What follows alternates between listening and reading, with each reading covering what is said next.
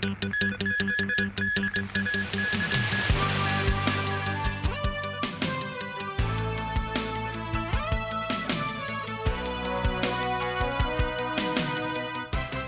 and welcome to TVB News. I'm Melissa Hekalea. The government has unveiled a list of tourist hotspot projects to attract more visitors. They feature many things unique to Hong Kong, from local industrial brands to signature neighborhoods and historical buildings. The projects are intended to boost the city's appeal and capitalize on the growing trend of in-depth tourism. Samantha Lee reports. The Working Group on Developing Tourist Hotspots represents the combined effort of multiple bureaus and departments.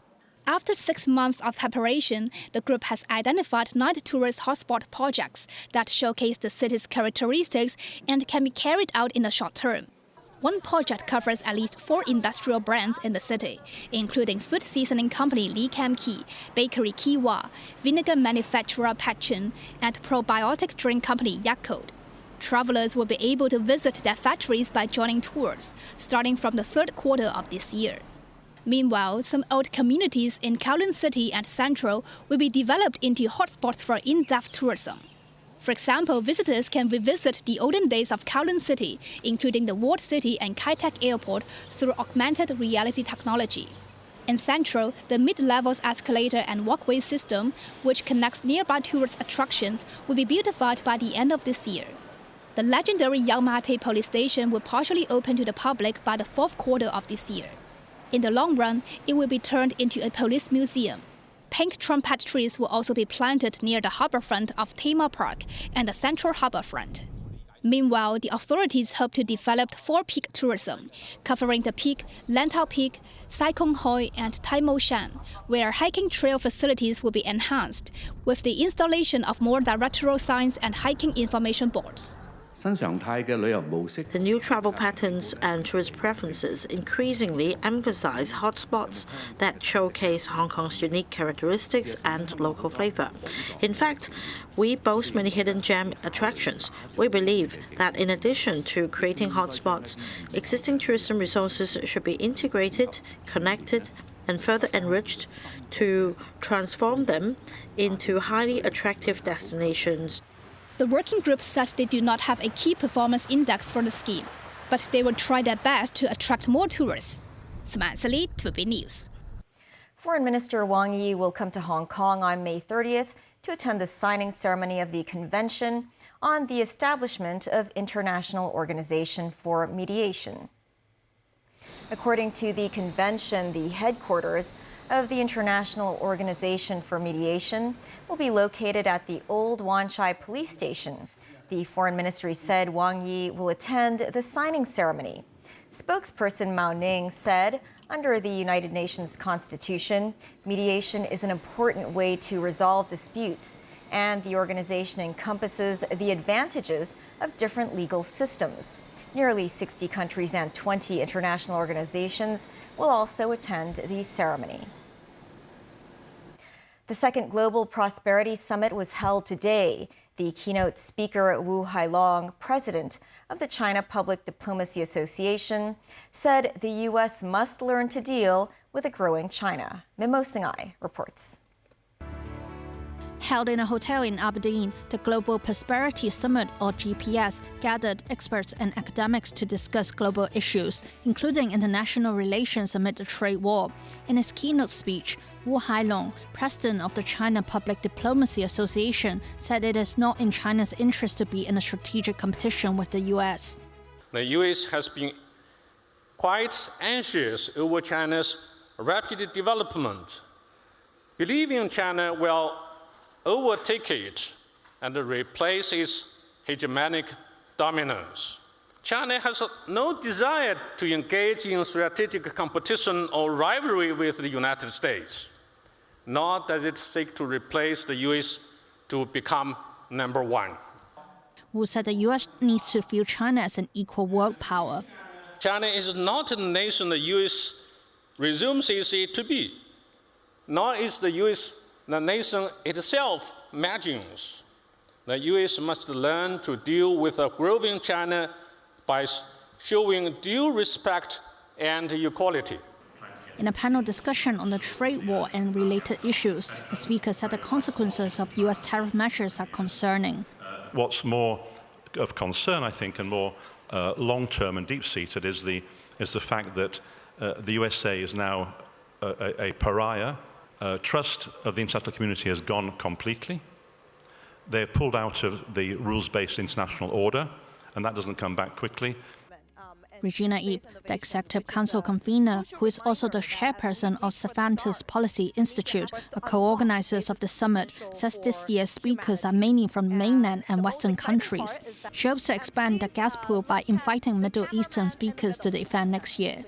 The three-day GPS summit will conclude on Wednesday, when experts will discuss climate change and Hong Kong's bridging role in a changing world. Memos 9, TVB News. Israeli Prime Minister Benjamin Netanyahu said Israel would control the whole of Gaza despite mounting international pressure that pushed it to lift a blockade on aid supplies in the face of looming famine. This as Yemen's Iran-aligned Houthis announced Monday what they called a maritime blockade on Israel's Haifa port in response to Israel's ongoing conflict in Gaza. Meanwhile, in Gaza, Israeli strikes overnight killed at least 60 people, according to Palestinian health officials. Tracy Furness has more. For the first time in 2.5 months, trucks carrying aid were seen Tuesday morning on the Israeli side of the Karam Shalom crossing before they were expected to head into Gaza. Israel said it does not want a starvation crisis, jeopardizing its new military offensive in the territory of over 2 million. From the beginning of the war, Israel has stated clearly, we are monitoring the levels of basic items in Gaza, and we will facilitate the supply of items in low levels in order to avoid shortages. Due to these statements, Israel is now allowing the supply of such items to the population. The items to be supplied immediately include flour to the main bakeries operated by international organizations in the Gaza Strip, supplies of items to central kitchens operated by international organizations, baby food, and medical supplies. But the UN said the handful of trucks entering Gaza was nowhere near enough to meet the massive need for food, medicine, and other supplies. Some 600 trucks had entered during a ceasefire earlier in the year. 9 of our trucks were cleared to enter via the Karim Shalom crossing, but it is a drop in the ocean of what is urgently needed, and significantly more aid must be allowed into Gaza starting tomorrow morning. This as Israel has launched a new wave of air and ground operations across Gaza, killing at least 60 people.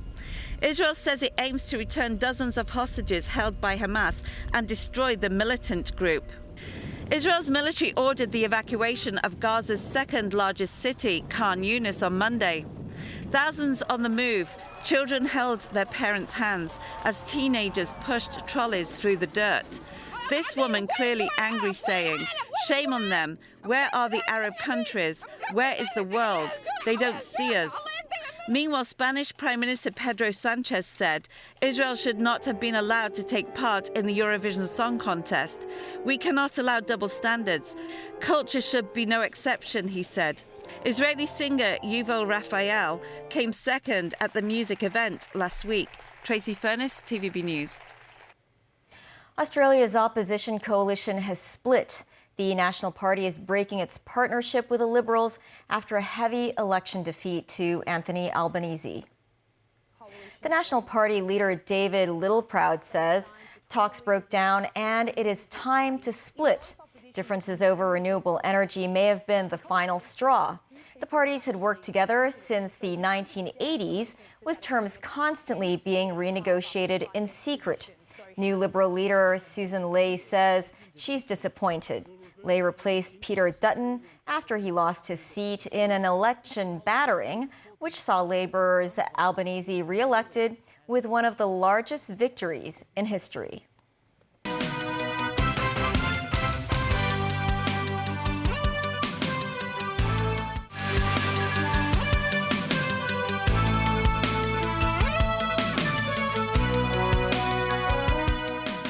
Welcome back.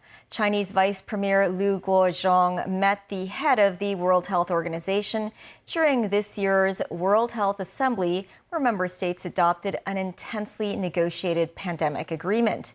Danny Zhou has the story. The 78th session of the World Health Assembly convened in Geneva, Switzerland on Monday, bringing together delegates under the theme One World for Health. The Assembly is the highest decision-making body of the World Health Organization. Addressing the event, WHO Director General Tedros Adhanom Ghebreyesus called on countries to stay focused on shared goals amid global uncertainty. The central item on the agenda is the vital Pandemic Preparedness Accord. At this assembly, member states will consider and hopefully adopt the WHO Pandemic Agreement.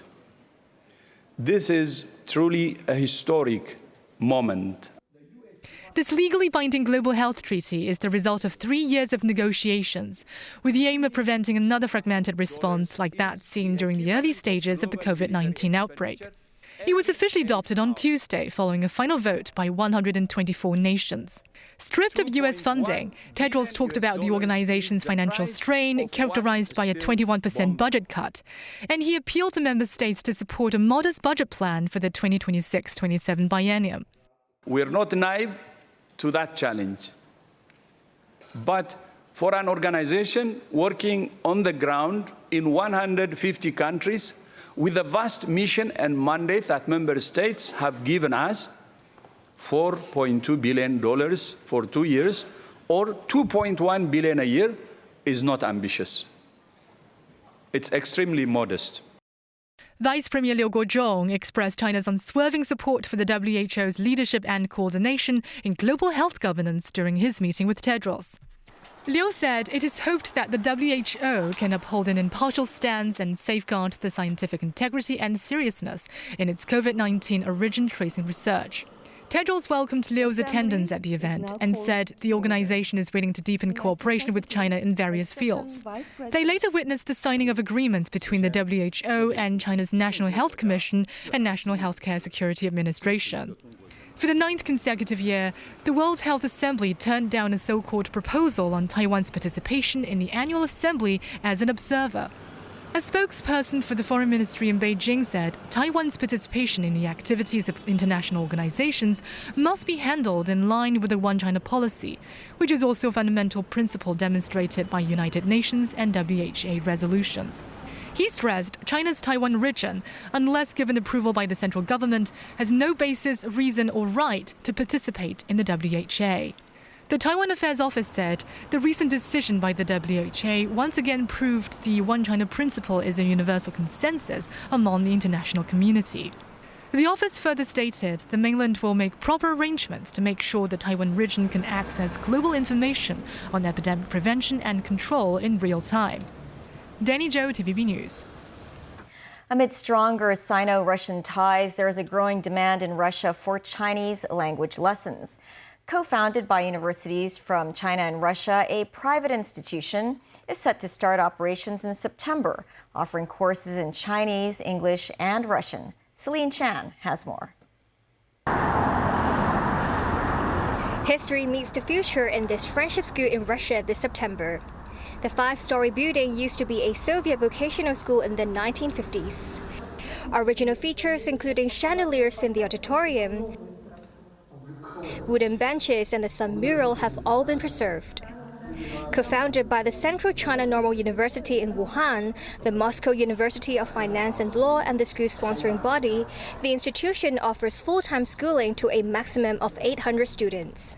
Students here tackle a unique trio of languages: Chinese, Russian, and English, with Chinese teachers flown in from mainland China. The Education Institute's person in charge, Mr. Yin, hopes to groom students with a Chinese mindset and a global perspective so that they can get into the world's top universities. Russian authorities have developed Chinese textbooks for primary schools, where students in grades 1 and 2 focus solely on pinyin. The friendship school supplements this with additional training, ensuring students aged 6 to 7 can write at least 150 Chinese characters. Following the Russian education system, the school spans 11 grades with 20 students in each class. The institute also has a unique feature of vocational emphasis. All boys are required to attend woodworking classes, while girls learn sewing and cooking. The school's founder noted that deepening ties between China and Russia have spurred demand for formal Chinese education, not only among Chinese expatriates working in Russia, but also locals and families from other countries. Yin shared that a Finnish parent called from Finland, saying he hopes to enroll his 2 children in the school in September. He believes allowing Russian and Chinese kids to learn and understand each other's language and culture could solidify the foundation for ties between the 2 countries. Chinese has been included in Russia's National Unified Foreign Language exam since 2019. According to local statistics, approximately 110,000 people are learning Chinese nationwide, with over 140 universities and 220 primary and secondary schools offering Chinese courses. Celine Chan, TVB News. Professor Dennis Lo Yuk-ming was inaugurated as the 9th Vice Chancellor and President of the Chinese University of Hong Kong today. At the inauguration ceremony, Professor Lo received the ordinance and the seal of CUHK from John Chai, the chairman of Chinese Universities Council. Over 700 members of staff, students, alumni, and the members of community were in attendance. Lo said he was honored to serve as the head of CUHK and looks forward to bringing the university to new heights. That's the news. Thanks for watching. Bye for now.